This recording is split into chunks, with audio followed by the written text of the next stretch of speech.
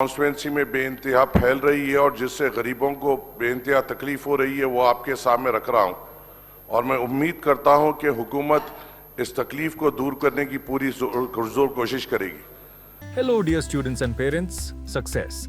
NEET and IIT Academy proud to announce 40 days crash course program for NEET and IIT aspirants by our expert faculty. Classes will start from 23rd of March, timing from 8 a.m. to 1 p.m. Enroll immediately to secure your seat in MBBS or IIT. I wish you all the best. You can contact 965-2924-369. Our centers are located at Malakpet and Toli Chowki.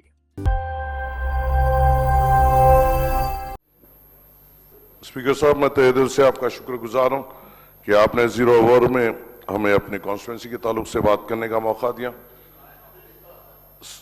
Sir, मैं यहां पर आपके सामने एक जो तकलीफ मेरी constituency में बेइंतहा फैल रही है और जिससे गरीबों को बेइंतहा तकलीफ हो रही है वो आपके सामने रख रहा हूं और मैं उम्मीद करता हूं कि हुकूमत इस तकलीफ को दूर करने की पूरी जोर कोशिश करेगी। सर, जब भी मैं पेपर्स में देखता हूं कि ईगल टीम कहीं फार्म हाउसेस पे रेड कर या बड़े पब्स में या बड़े क्लब्स में रेड कर बड़े बड़े लोगों को पकड़ती है, रंगे हाथों पकड़ती है और उनके जेल के सलाखों के पीछे भेजती है। मेरा सवाल ये है सर, क्या पुलिस की जिम्मेदारी क्या सिर्फ बड़े फार्म हाउस या पब्स या क्लब्स या पॉलिटिशियंस के बेटे या फिल्म फ्रेटर्निटी के लोग रिश्तेदार उनसे ताल्लुक रखते हैं या उनकी जिम्मेदारी गरीबों पे भी है या नहीं है? क्योंकि मुझे नहीं दिखता कि ये पुलिस अपना काम ड्रग्स के ताल्लुक से उन गरीब इलाकों में काम कर रही है जहां पे उनको करना चाहिए।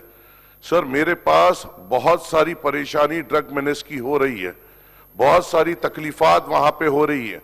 गांजा खुले आम बिक रहा है, चरस खुले आम बिक रही है और अफसोस की बात यह है कि पुलिस को मालूम है कि किस मुकामात पे बिक रही है और कौन बिक रही है और पुलिस उसको कंट्रोल करने में नाकामयाब हो रही है।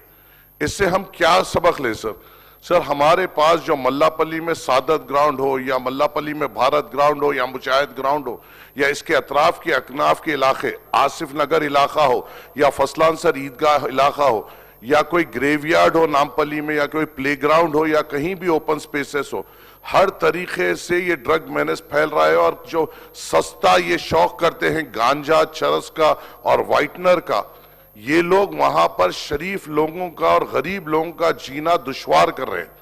सर, मैं आपसे ये कहता हूं कि पिछले थोड़े दिन पहले हबीबनगर पुलिस स्टेशन लिमिट में एक ऐसा वाकया हुआ था जहां पे अगर आप देखें जिस तरीके से हम कभी वीडियोस में देखते हैं, एक छोटी बच्ची के अतराफ कुछ जंगली अगर कोई कुत्ते लग जाते हैं और उसको नोचते हैं, हम उस बच्ची के घर के साथ हमदर्दी करते हैं, उस बच्ची के साथ हमदर्दी करते हैं।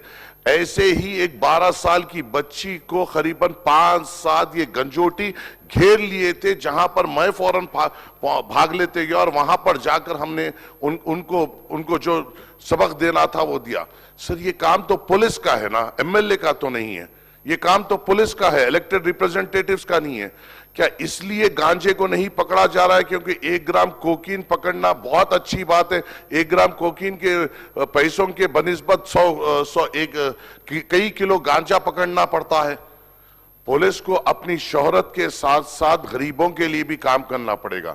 सर, मुझे तो कहीं फर्क नहीं दिख रहा। मैं हर प्लेटफॉर्म पर चाहे कौन से भी पुलिस अहदेदारों के सामने मैंने गांजा के ताल्लुक से हमारी कॉन्स्टिट्यूंसी नामपल्ली के ताल्लुक से एक स्पॉट आइडेंटिफाई करते हुए पुलिस महकमे को दिया, मगर अफसोस की बात है एक भी जगह पे कुछ काम नहीं हो रहा है। और अफसोस की बात तो यह है सर कि पुलिस गरीब को डराती है और पुलिस गंजोटियों से डरती है।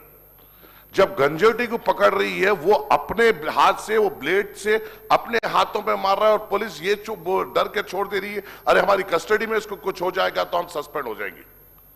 पुलिस उसको लॉकअप में नहीं डाल रही है ये सोचकर अगर ये नशे की हालत में अपने आप को कुछ कर लेगा तो हमारी नौकरी चली जाएगी। ऐसा डरपोकपना सिर्फ गंजोटियों के साथ सब फिर गरीब के ऊपर तो पूरी तौर में आते हैं और जुल्म करते हैं, गरीब को डराते हैं और गंजोटियों से डरते हैं सब। ये कौन सा कानून वाले हैं सर? क्योंकि ये मैं माफी चाहता हूं, मुझे मालूम है हर तरीके से काम होता है, हम तायद भी करते हैं जहां पे होता है, मगर मैं जो देख रहा हूं हमारे इलाकों में इस मैदान में ये लोग नाकामयाब हो रहे हैं।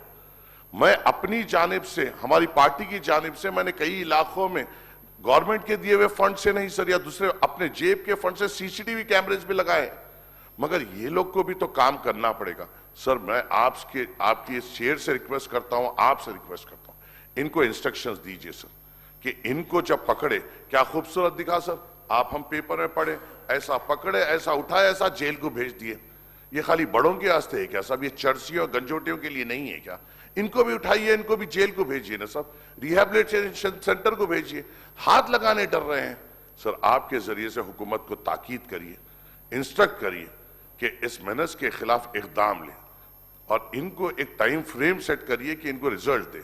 गांजा कहां बिक रहा है सर? हद तो एक हो, ये बात हो गई, पुलिस को एक आदमी मालूम है कि ये गांजा बेच रहा है, पुलिस को उसका घर मालूम है, उस आदमी ने पुलिस में हाईकोर्ट के में उन लोगों के खिलाफ वो स्टे ला लिया सब कि पुलिस हमें हरासा नहीं कर सके। क्या कर रहा है साहब? हमारा लीगल डिपार्टमेंट थाली मार रहा है। ऐसे लोग हमारे पुलिस के खिलाफ भी अगर वो स्टेज ला ले रहे हैं कि पुलिस हमारे घर पे नहीं आएगी, तो हम क्या कर रहे हैं साहब? किस तरीके की एग्जाम्पल सेट कर रहे हैं सर? इस पे गौर करने की हुकूमत को जरूरत है। मैं आपसे अदबन गुजारिश करता हूं और as a first time MLA आपकी इस चेयर से उम्मीद करते हुए बैठता हूं कि आप हुकूमत को इंस्ट्रक्शन देंगे और आपके सामने ये बात रखे बाद से पुलिस महकमा काम करेगी, गरीबों को सहूलत देगी, गरीबों की हिफाजत करेगी। आपकी इस चेयर से उम्मीद रखते हुए बैठ रहा हूं सर। शुक्रिया, अस्सलाम वालेकुम। సార్ సహచర మంత్రివర్యులు నాంపల్లి మా ఎమ్మెల్యే గారు మాజీదన చెప్పినటువంటి విషయం పూర్తిగా నిజం కూడా అందరూ కూడా ఆశ్చర్యపోయే విషయం కాబట్టి ఖచ్చితంగా దీని పట్ల నోట్ చేసుకున్నాం. 100% ప్రభుత్వ పరంగా తీసుకోవాల్సిన ప్రతి చర్య కూడా కఠినంగా కూడా తీసుకునే ప్రయత్నం చేస్తాం అధ్యక్ష. Thank you. డాక్టర్ భూపతి